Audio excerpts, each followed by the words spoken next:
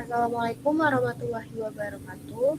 Kami dari kelompok 2 ingin mempresentasikan mengenai tugas industri farmasi, CPOB, dan CPKB.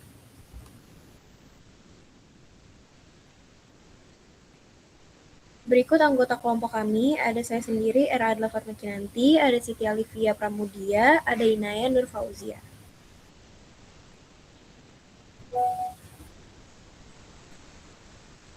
Yang pertama yaitu CPOB, prinsip dan umumnya itu pertama prinsip utamanya adalah sumber daya manusia, di mana sumber daya manusia ini merupakan keberhasilan pembuatan obat yang benar sangat bergantung pada personel.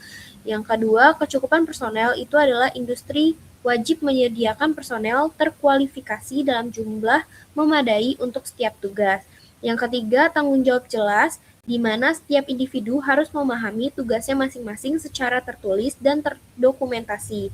Yang keempat, ada kompetensi, di mana seluruh personel wajib mendapatkan pelatihan CPOB dari awal dan rutin, serta instruksi hygiene yang relevan. Untuk ketentuan umumnya sendiri, yang pertama ada kualifikasi dan pengalaman, di mana personel harus memiliki pengalaman praktis yang sesuai dengan bidangnya. Yang kedua, dukungan manajemen, di mana manajemen puncak wajib menyediakan sumber daya seperti manusia, finansial, fasilitas untuk menjaga sistem mutu. Yang ketiga, beban kerja, di mana personel tidak boleh dibebani tanggung jawab berlebihan demi menghindari resiko terhadap mutu produk.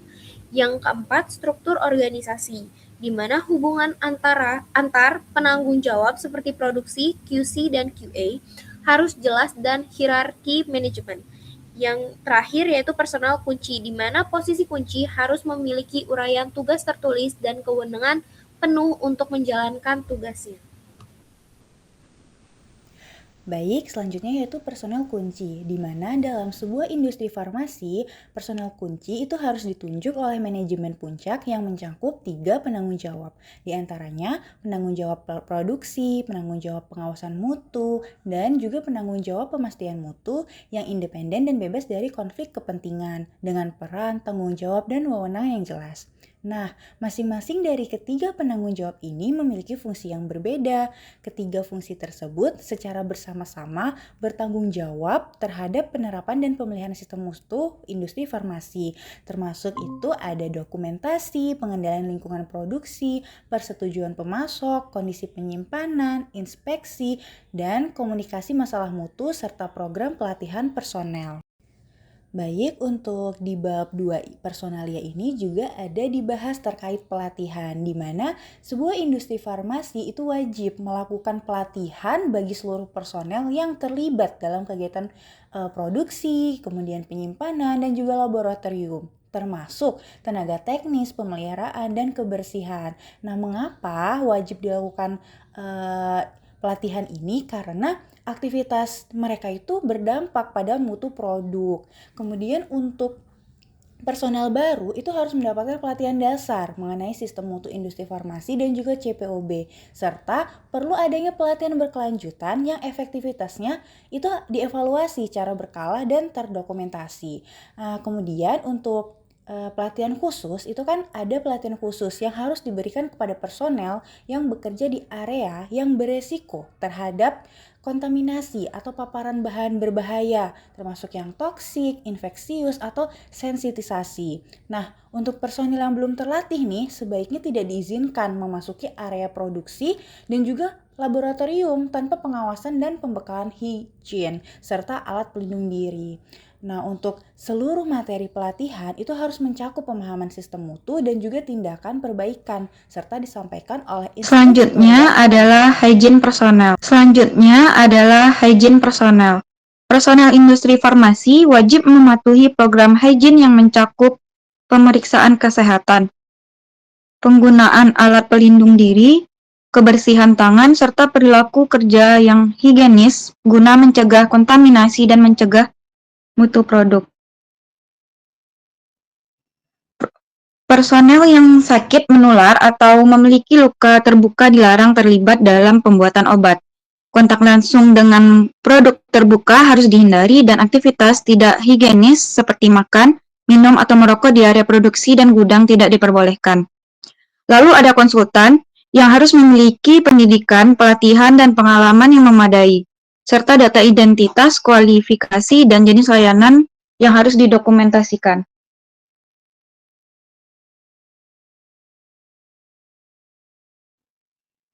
Berikut adalah contoh penerapan dari CPOB. Yang pertama yaitu penempatan personel sesuai kualifikasi dan penerapan hygiene dan sanitasi personel.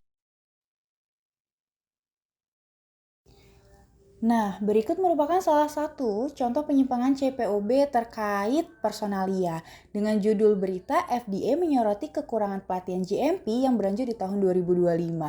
Dengan inti berita yaitu FDA itu melaporkan masih banyak perusahaan farmasi yang menerima warning letter karena kegagalan pelatihan personel dan juga kurangnya pengawasan kualitas.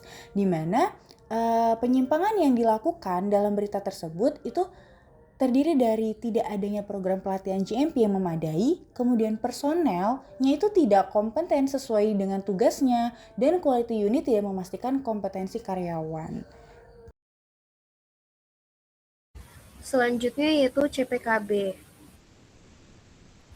Untuk ketentuan umum yang pertama, bahan awal, di mana bahan baku dan bahan pengemas dalam suatu produk. Yang kedua ada bahan baku. Bahan baku itu adalah bahan dalam formula kosmetik. Yang ketiga ada bahan pengemas. Bahan pengemas terbagi menjadi dua, yaitu bahan pengemas primer dan bahan pengemas sekunder. Yang keempat ada batch, di mana batch ini adalah sejumlah produk yang diproduksi dalam satu siklus. Yang kelima yaitu dokumentasi, di mana dokumentasi itu adalah seluruh prosedur dan tertulis. Selanjutnya kalibrasi. Kalibrasi itu adalah kombinasi pemeriksaan suatu instrumen. Selanjutnya ada karantina. Karantina adalah status suatu bahan atau produk yang ditempatkan terpisah secara fisik atau sistem sambil menunggu keputusan.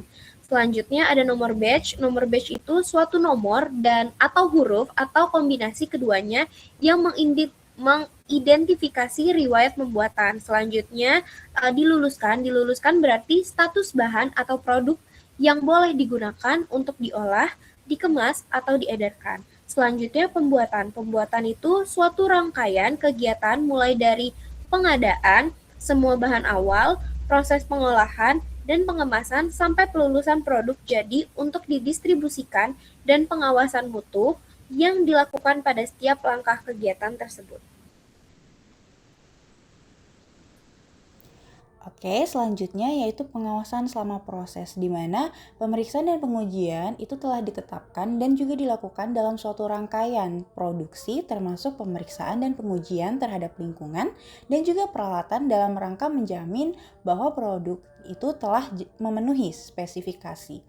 Nah, selanjutnya itu ada pengawasan mutu, yaitu tindakan pengendalian untuk memastikan bahwa hasil keluaran produk itu seragam dan juga memenuhi spesifikasi yang telah ditetapkan. Nah, kemudian ada pengemasan, di mana pengemasan ini dibagi menjadi dua nih, pengemasan primer dan juga pengemasan sekunder. Nah, pengemasan primer itu apa sih? Nah, pengemasan primer itu merupakan bagian dari siklus pengemasan yang dilakukan terhadap produk ruahan ke dalam suatu pengemas yang langsung dia tuh kontak dengan produk ruahan tersebut. Sedangkan untuk pengemasan sekunder itu tuh pengemasan yang dilakukan terhadap produk yang sudah dikemas. Nah, jadi dia tuh bersentuhannya dengan pengemas primer untuk menghasilkan produk jadi. Oke, untuk selanjutnya yaitu ada pengolahan, di mana pengolahan ini merupakan bagian dari siklus produksi yang dimulai dari penimbangan bahan baku sampai akhirnya menjadi produk ruahan. Kemudian ada ditolak, di mana ditolak itu merupakan status bahan atau produk yang tidak boleh digunakan untuk diolah ataupun dikemas dan didistribusikan.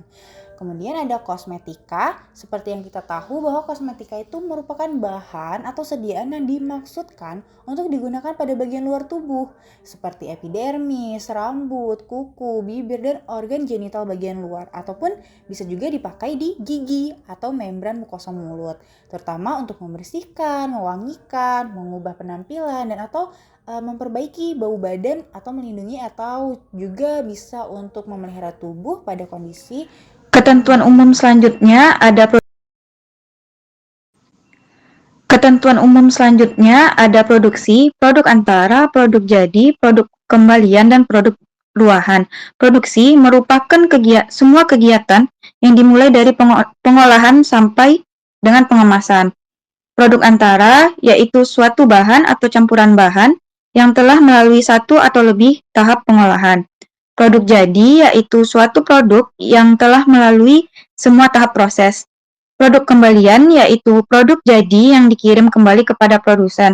Dan produk ruahan yaitu suatu produk yang sudah melalui proses pengolahan dan sedang menunggu pengemasan.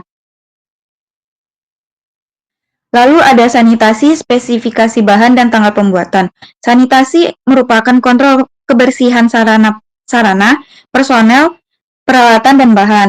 Untuk spesifikasi bahan, yaitu deskripsi bahan atau produk berdasarkan sifat fisik, kimia, dan biologi sesuai standar. Dan ada tanggal pembuatan, yaitu tanggal pembuatan sesuai dengan batch product. Selanjutnya adalah contoh penerapan CPKB, yaitu yang pertama ada audit internal secara berkala, ada dokumentasi prosedur kerja untuk seluruh proses. Berikut adalah kasus penyimpangan dari CPKB.